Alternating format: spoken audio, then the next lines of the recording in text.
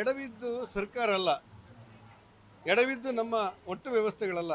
ಅತ್ಯಂತ ಜಾಗ್ರತೆಯಿಂದ ಸರ್ಕಾರ, ಕೇಂದ್ರ ಸರ್ಕಾರ ಮತ್ತು ಪ್ರಧಾನಮಂತ್ರಿಗಳು ಮತ್ತು ವ್ಯವಸ್ಥೆ ಅದಕ್ಕೆ ಒಗ್ಗಿಕೊಂಡಿದೆ.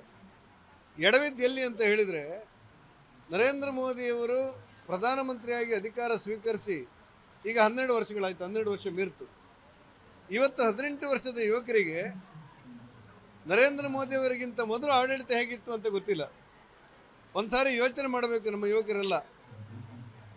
ನರೇಂದ್ರ ಮೋದಿಯವರು ಪ್ರಧಾನಮಂತ್ರಿಯಾಗಿ ಬರುವ ಮುಂಚೆ ದೇಶದಲ್ಲಿರುವಂಥ ರೈಲ್ವೆ ನಿಲ್ದಾಣಗಳು, ವಿಮಾನ ನಿಲ್ದಾಣಗಳು, ಬಸ್ ನಿಲ್ದಾಣಗಳಲ್ಲಿ ಧ್ವನಿವರ್ಗದ ಮೂಲಕ ಪ್ರಚಾರ ಮಾಡ್ತಾಯಿದ್ರು.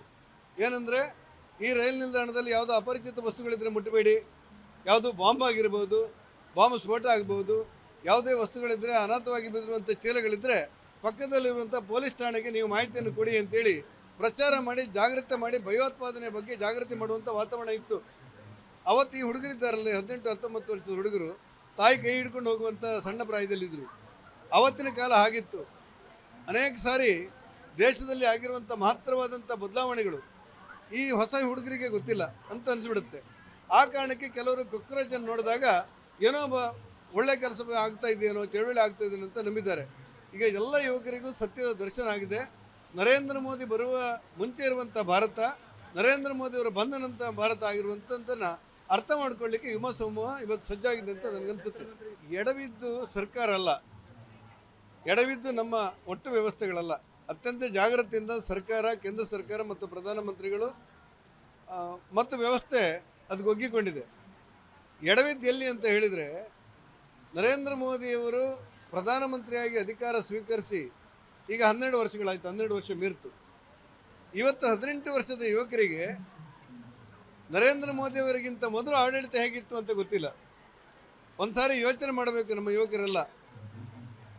ನರೇಂದ್ರ ಮೋದಿಯವರು ಪ್ರಧಾನಮಂತ್ರಿಯಾಗಿ ಬರುವ ಮುಂಚೆ ದೇಶದಲ್ಲಿರುವಂಥ ರೈಲ್ವೆ ನಿಲ್ದಾಣಗಳು, ವಿಮಾನ ನಿಲ್ದಾಣಗಳು, ಬಸ್ ನಿಲ್ದಾಣಗಳಲ್ಲಿ ಧ್ವನಿವರ್ಗದ ಮೂಲಕ ಪ್ರಚಾರ ಮಾಡ್ತಾಯಿದ್ರು.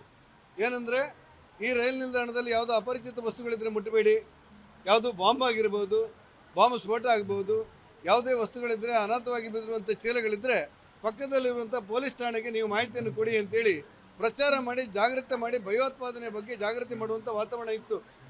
ಅವತ್ತು ಈ ಹುಡುಗರಿದ್ದಾರಲ್ಲ, 18-19 ವರ್ಷದ ಹುಡುಗರು ತಾಯಿ ಕೈ ಹಿಡ್ಕೊಂಡು ಹೋಗುವಂಥ ಸಣ್ಣ ಪ್ರಾಯದಲ್ಲಿದ್ದರು. ಅವತ್ತಿನ ಕಾಲ ಹಾಗಿತ್ತು. ಅನೇಕ ಸಾರಿ ದೇಶದಲ್ಲಿ ಆಗಿರುವಂಥ ಮಹತ್ತರವಾದಂಥ ಬದಲಾವಣೆಗಳು ಈ ಹೊಸ ಹುಡುಗರಿಗೆ ಗೊತ್ತಿಲ್ಲ ಅಂತ ಅನಿಸ್ಬಿಡುತ್ತೆ. ಆ ಕಾರಣಕ್ಕೆ ಕೆಲವರು ಕಾಕ್ರೋಚನ್ನು ನೋಡಿದಾಗ ಏನೋ ಒಳ್ಳೆ ಕೆಲಸ ಆಗ್ತಾ ಇದೆಯೇನೋ, ಚಳವಳಿ ಆಗ್ತಾ ಇದೆಯೋ ಅಂತ ನಂಬಿದ್ದಾರೆ. ಈಗ ಎಲ್ಲ ಯುವಕರಿಗೂ ಸತ್ಯದ ದರ್ಶನ ಆಗಿದೆ.